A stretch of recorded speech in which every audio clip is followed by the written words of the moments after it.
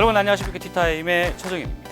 자, 오늘 준비한 티타임은 공짜라고 생각하는 IT 서비스, 알고 보면 공짜가 아니라는 점, 그리고 영국 소프트웨어 교육의 현장은 어떤 모습을 갖고 있는지 다양한 이야기를 준비했습니다. 티타임 저와 함께 출발하시죠.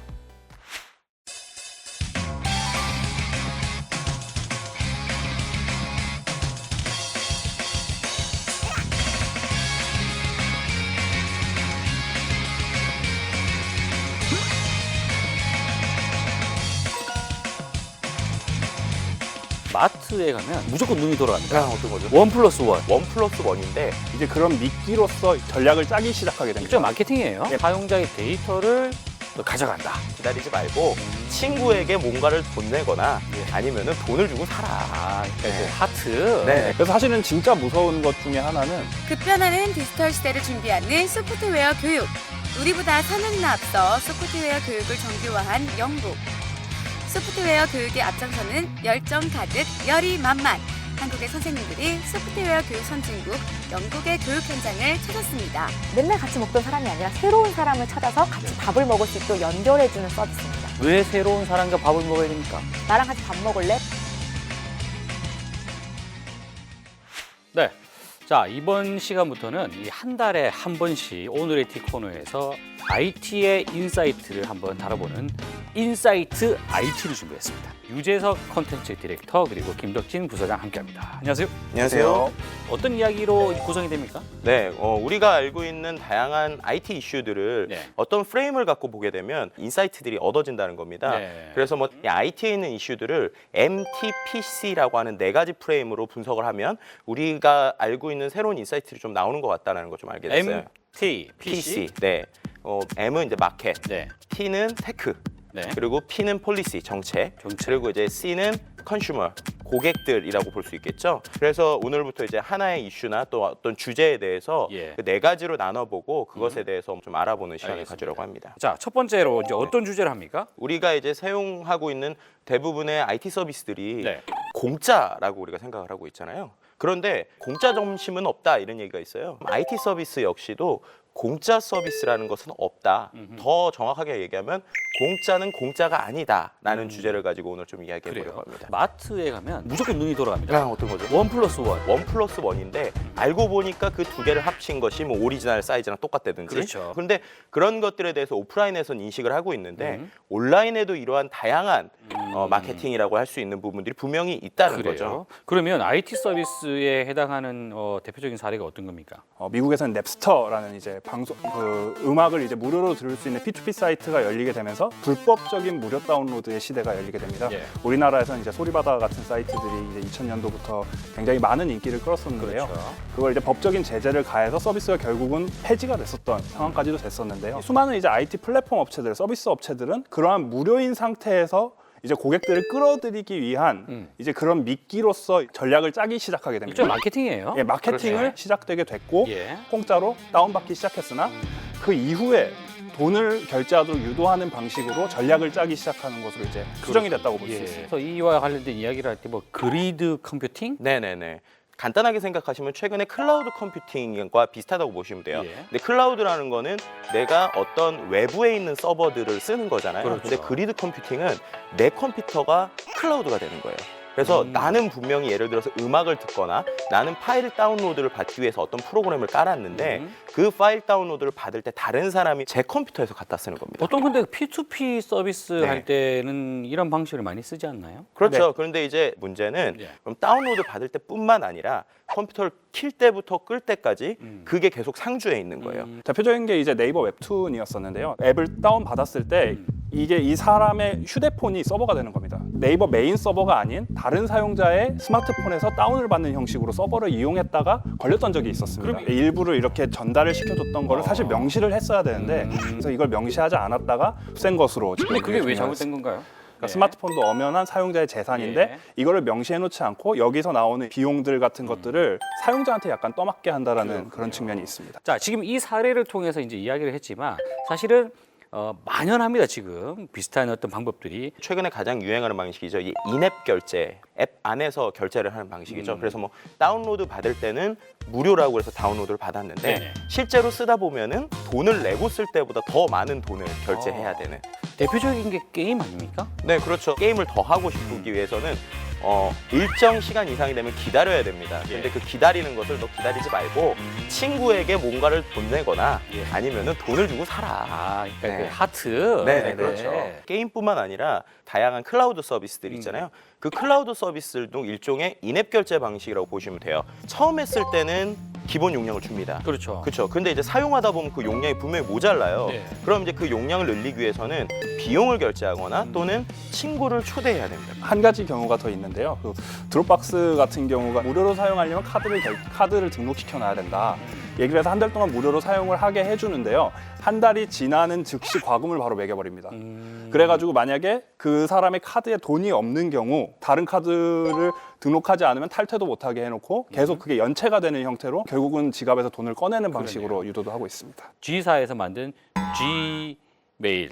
네, 참 애매하네요. 그 메일 저 쓰고 있는데 드디어 제가 이제 결제를 하기 시작했습니다. 맞아요. 예, 용량이 모자라더라고요. 네, 전환 비용, 또 매몰 비용과 같은 이제 IT 서비스만이 갖고 있는 고유함이 좀 있다고 보는데요. 아이폰으로 이미 앱을 많이 다운받아서 유료로 막 쓰고 있으면 안드로이드로 쉽게 못 넘어가잖아요. 2년 전에 저희 감청 이슈가 있지 않았습니까? 그러면서 이제 텔레그램으로 다 망명한다. 마치 카카오톡이 망할 것처럼 보였지만 피하게 되는 구조로 계속 갈 수 있다고 볼 수 있습니다. 자, 두 번째 경우는 광고를 보게 하는 그렇죠. 이런 개념이네요. 네, 그렇죠. 온라인 광고 서비스인데요. 내가 사용하는 컨텐츠, 내가 보는 컨텐츠에 맞춰서 나에게 맞춤형 광고가 나온다는 거죠. 그리고 그 맞춤형 광고가 한 2, 3분짜리 컨텐츠를 보기 위해서도 15초, 30초씩 광고를 봐야 되잖아요. 그 영향력은 분명히 강하다고 볼 수 있고요. 광고를 보기 싫어하는 사람들이 있잖아요. 유튜브에서 이제 유료 서비스죠. 유튜브 레드라는 걸 냈는데 그게 생각보다 매출이 좋다고 그래요. 유튜브 레드가 10월 21일에 출시가 된 뒤에 그 11월 30일에 유료로 전환이 됩니다. 예. 그 이후에도 계속 앱스토어에서 순위가 계속해서 이제 상위권에 랭크가 돼 있는 모습을 볼 수 있습니다. 사용자의 데이터를 또 가져간다. 네네네. 이런 방법도 있죠. 기술이 발전하면서 온라인에서 움직이는 모든 행동 데이터들이 저장이 됩니다. 근데 그 행동 데이터들을 조합을 해보면 오히려 우리가 입력을 하는 입력값보다 훨씬 더 많은 개인정보 데이터들이 만들어진다는 거예요. 그거를 이제 광고사에 내 데이터를 판매한다는 거죠. 네. 페이스북이 이런 걸 잘 활용하는 대표적인 회사일 텐데 그러니까 페이스북 같은 경우는 데이터를 팔지는 않습니다. 그러니까 그렇지만 굉장히 무서운 것 중에 하나가 월간에 한 번이라도 페이스북을 이용한 사람들이 16억 명 가까이 되는데요. 이 사람들을 다 모아놓고 나서 이제 기업들을 부르는 겁니다. 여기다 광고해. 우리 16억 명이나 있어. 하면서 지난 4분기에 벌어들인 돈이 58억 달러입니다. 사실 근데 이제 광고를 본다고 해서 제가 그걸 누르고 넘어가는 경우는 저는 거의 없거든요. 네네. 그런데 기업들 입장에서는 이것만으로도 너무 합리적인 결과물을 보여준다는 겁니다. 어떤 기술이 만들어졌기 때문에 가능한 겁니까? 그 인앱 결제 같은 경우가 앱 트래킹 기술이 들어가게 됩니다. 그러면서 4레벨에서 5레벨이 되는데 걸리는 시간이 3시간이 넘게 걸리는 거예요. 그러면은 이 사람에게는 지금 돈을 내면 1시간 만에 끝내줄 수 있겠다.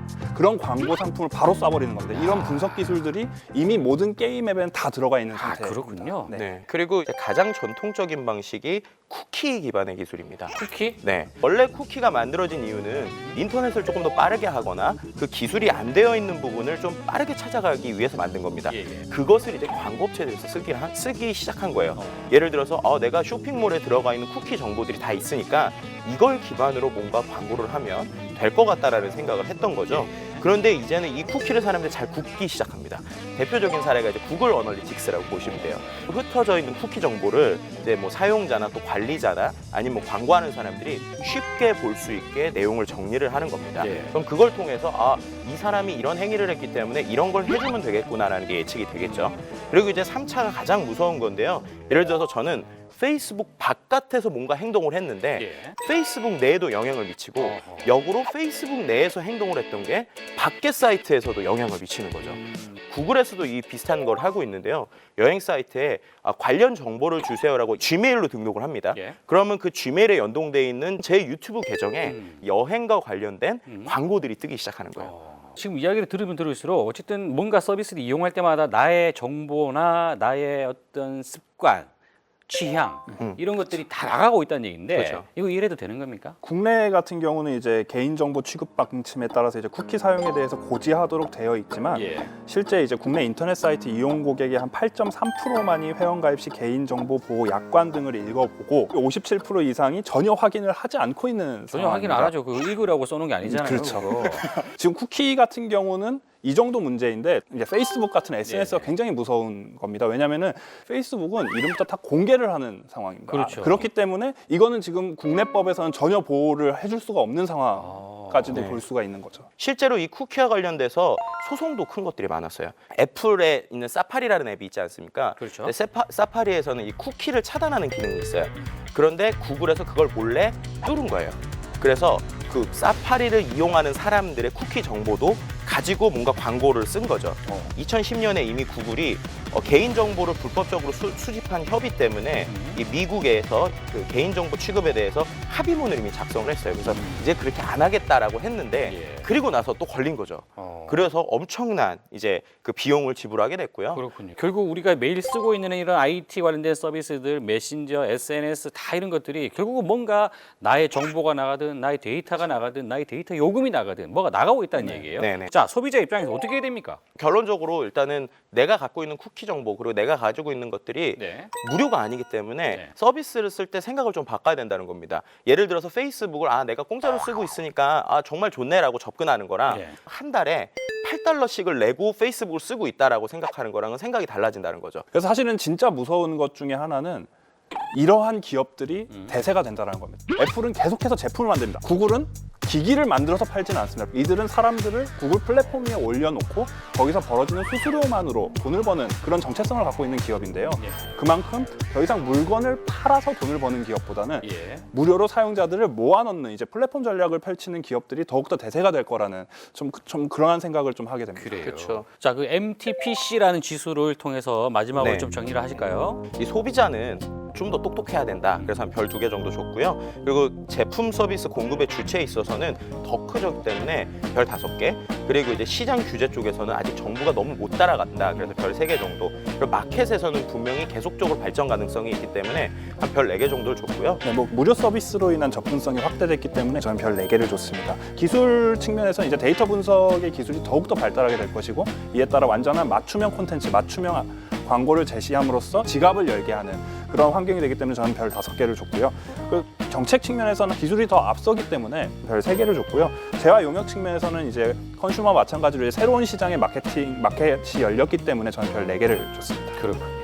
자, 오늘의 인사이트 공짜가 절대 공짜가 아니라는 거 준비하신다고 대단히 고생하셨습니다. 고맙습니다.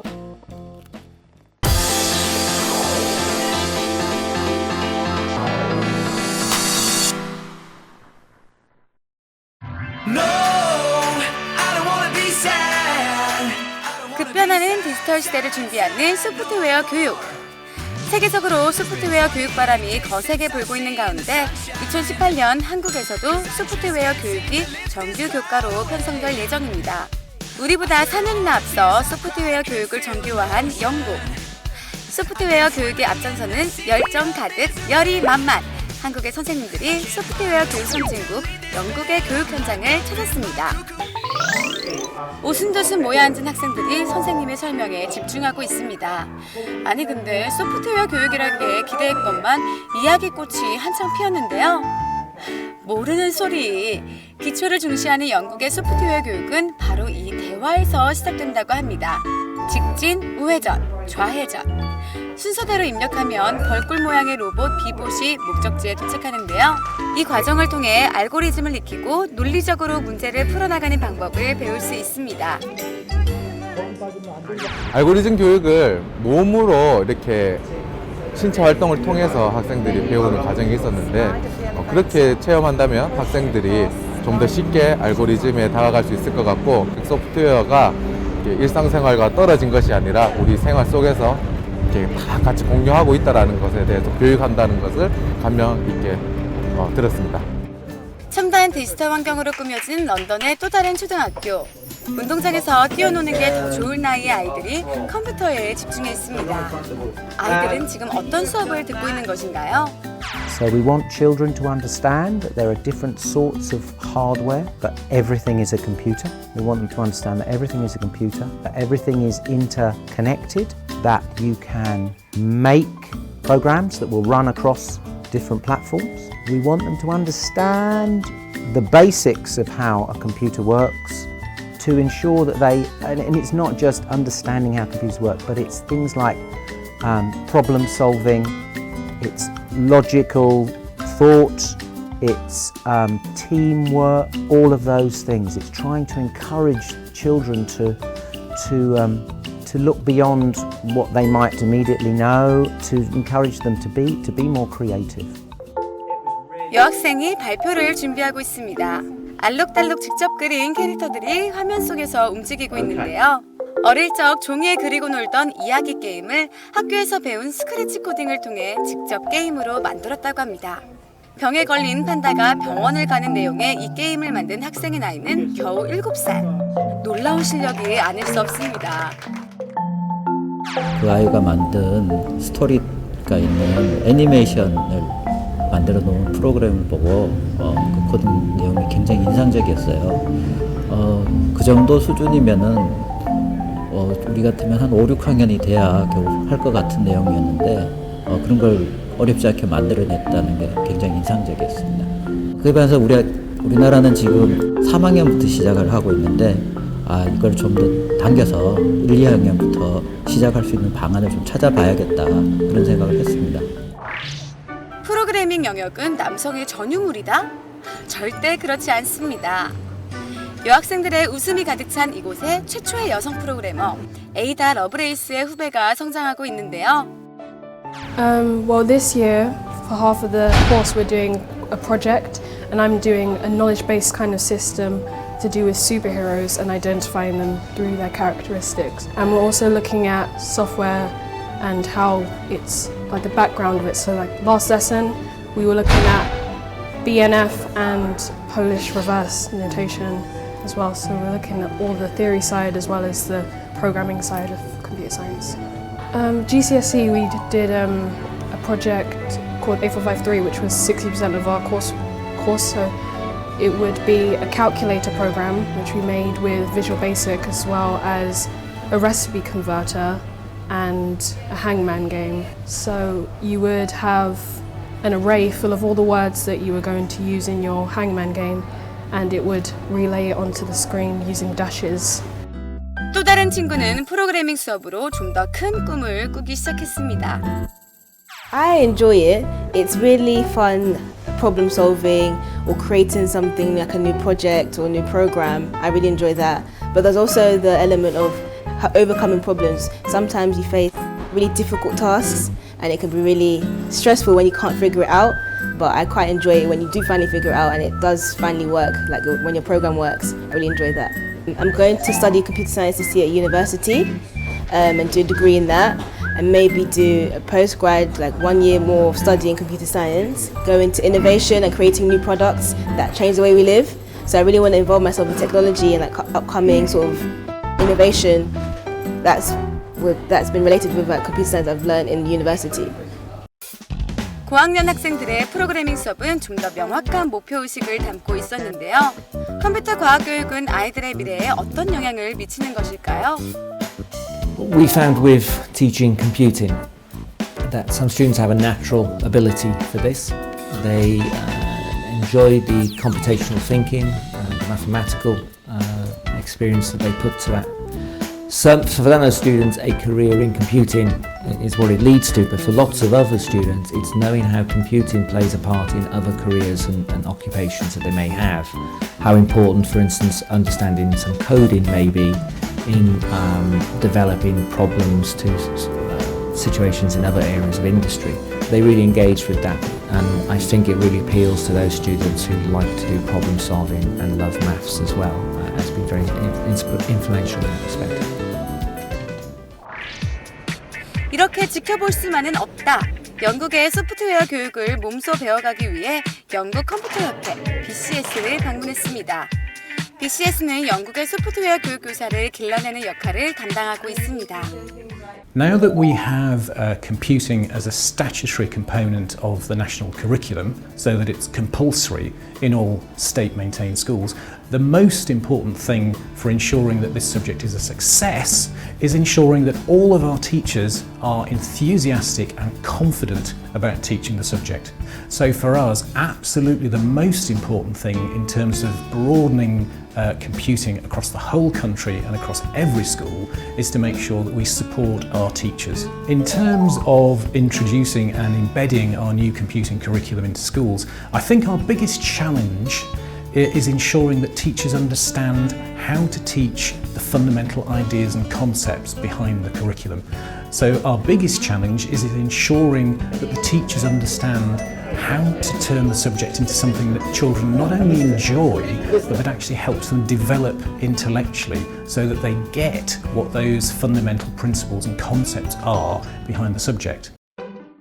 지금 배우고 있는 프로그램은 마이크로비트라고 하는 코딩 교육용 소형 컴퓨터입니다. 간단한 코딩만으로 LED 문자를 출력할 수 있는 등 다양한 외부 기기와 연결이 편리해 손쉬운 실습이 가능한데요.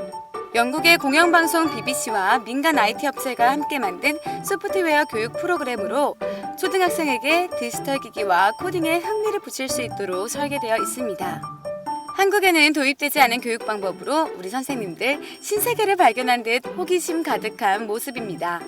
영국에서의 교육이 전반적으로 사회 전체에서 이렇게 좋은 긍정적인 방향으로 잘 진척이 되고 있다는 느낌을 받았습니다. 학교 따로, 교육청 따로, 방송 따로, 또는 업체 따로가 아니라 그 사람들이 잘 협력을 해가지고 학교에 가장 적합한 교구를 만들고 그 다음에 그 교구가 또 학생들한테 결론적으로 무상으로 공급될 수 있어서 그 기회의 균등을 이뤄주고 하는 면에서 그런 거가 사실은 한 사람 노력으로 되는 일이 아니라 사회 전체가 노력해야지 가능한 부분 같습니다.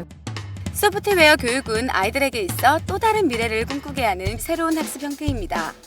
새롭게 시도되는 만큼 다방면의 노력이 필요한데요.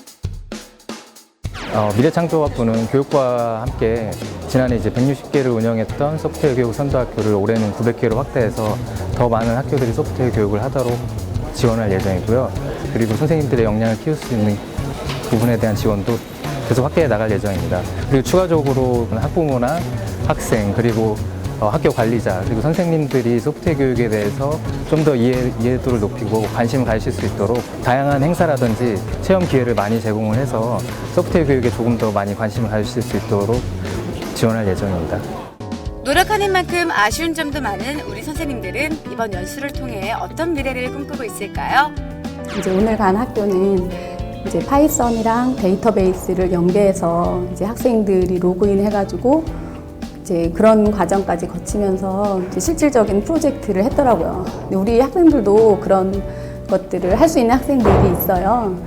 일단 그런 이제 실질적인 데이터베이스랑 연계된 완성된 프로젝트를 이제 고등학생 이제 졸업할 때쯤에는 이제 할 수 있으면 좋을 것 같고. 수학 수업을 컴퓨팅을 이용해가지고 하는 거에 좀 감동을 받고 저희도 과학 수업이나 수학 수업이나 컴퓨터를 좀 활용해서 학생들의 문제 해결력이나 창의력을 길러주는 그런 수업을 해보고 싶습니다.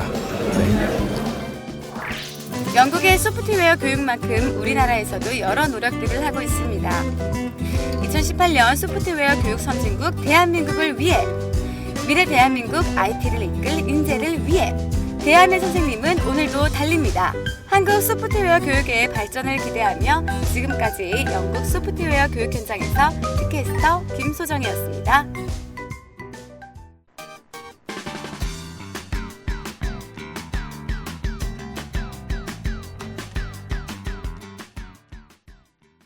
네, 티트렌드 박미영 컨설턴트와 함께합니다. 안녕하세요. 안녕하세요. 네, 자 오늘은 어떤 아이템 준비해 오셨습니까? 네, 첫 번째로 소개해드릴 서비스는요. 15분 만에 책 한 권을 읽을 수 있는 블링키스트입니다.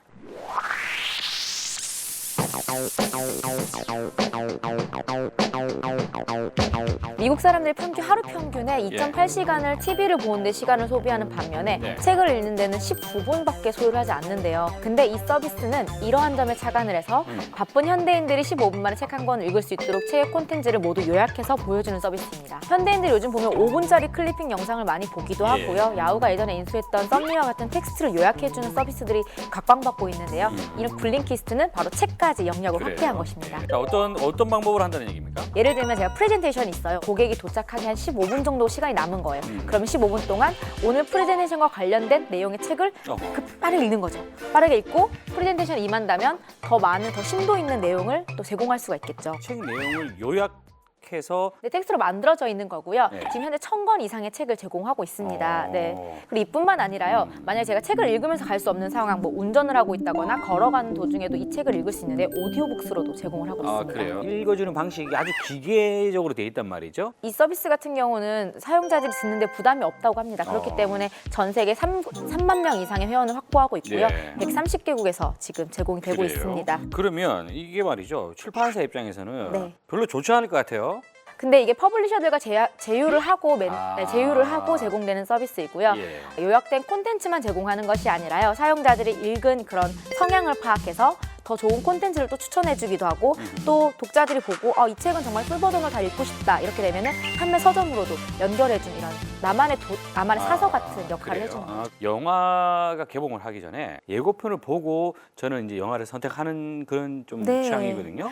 그런 분들에게 정말 적합한 서비스가 그래요. 될 수 있을 것 같습니다. 자, 이게 이제 무료 서비스인가요? 아니요, 무료 서비스는 아니고요. 그냥 네. 가성비가 좋아요. 1년에 1000권 이상의 책을 무제한으로 읽을 수 있는데 $50입니다. 근데 오디오북스까지 들으려면 80달러이고요. 제가 이제 학교 다닐 때 읽어야 될 책을 다 읽지 못했을 경우에 네. 서문과 맨 뒤에 있는 이 리뷰가 있어요. 그것만 쭉 보고 가서 딱 현장에 앉아가지고 마치 다 읽은 것처럼 사람들과 대화를 하고 뭔가 물어봤을 때 너무 감동적이었다는 등 이런 거짓말을 했던 기억이 있는데 역시 그 생활의 지혜라는 것은 네. 다른 데 있지 않아요? 맞습니다. 이런 아이디어가 출판사들과 서로 이제 수익 시험을 잘한다 그러면 네. 가능성이 좀 보이는 것 같습니다.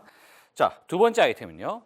네, 두 번째 아이템은요. 점심을 같이 먹을 수 있는 동료, 런치메이트를 찾을 수 있는 서비스 Never Eat Alone입니다.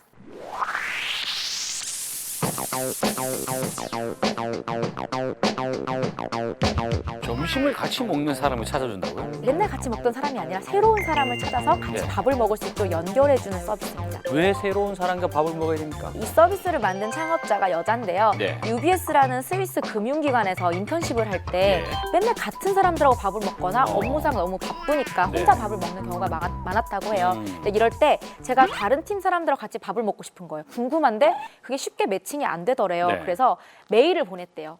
나랑 같이 밥 먹을래? 내가 어떤 일을 하고 내가 어떤 사람인지 알려주고 야, 싶어. 이거 이랬더니 정말 많은 사람들하고 밥을 먹게 되더래요. 그러다 보니까 이 사람이 결국엔 CEO랑도 밥을 먹는 자리가 마련됐다고 해요. 그래요? UBS CEO랑요. 예. 네. 이런 경험을 토대로 서비스를 런칭하고 싶다는 생각을 만들었다고 해요. 자, 근데 이게 어떤 방법으로 하는 겁니까? 이게 모바일을 활용해서 어떻게 하는데? 네, 모바일 앱에서 제 프로필만 간단히 등록해 놓으면 됩니다. 근데 이게 대기업들 B2B로만 제공되는 서비스예요. 회사 내부에서 이렇게 네트워킹을 하는 거예요. 그러니까 회사 내부에서 마케팅 팀과 디자인 팀이 만나서 얘기를 한다거나 기획팀과 개발팀이 같이 만나서 대화를 해서 밥을 먹을 수 있는 그런 서비스이기 때문에 이제 B2B로 매칭을 해주는 거죠. 그렇군요. 현재 굉장히 많은 대기업에 사용을 하고 있어요. 뭐 대형 슈퍼마켓 체인인 뭐 까르푸를 비롯해서 프랑스 이동통신사인 오렌지, 뭐 알리안츠 등 굉장히 많은 대기업들이 활용을 하고 있다고 합니다. 그렇군요. 최근에 모바일 앱에서 어떤 회사에 대한 부정적인 이야기를 하는 네. 익명으로 하는 그 블라인드 서비스라고 하는 거 이게 좀 인기가 있단 네, 말이에요. 네. 그 반대로 이거는 좋은 거잖아요. 저만 해도 지금 KBS 내에 수많은 분들이 있는데 다 알지 못하거든요. 네. 다른 사람들과 이렇게 네. 교류하는 측면에서 밥을 같이 먹자. 이거 맞습니다. 아이디어 괜찮지 않나 생각이 네. 드네요. 오늘 재미있는 아이디어 한국에도 어떻게 보면 좀 통할 수 있을 거라고 생각이 합니다. 자, 오늘 이야기 준비하신다고 대단히 고생하셨습니다. 감사합니다.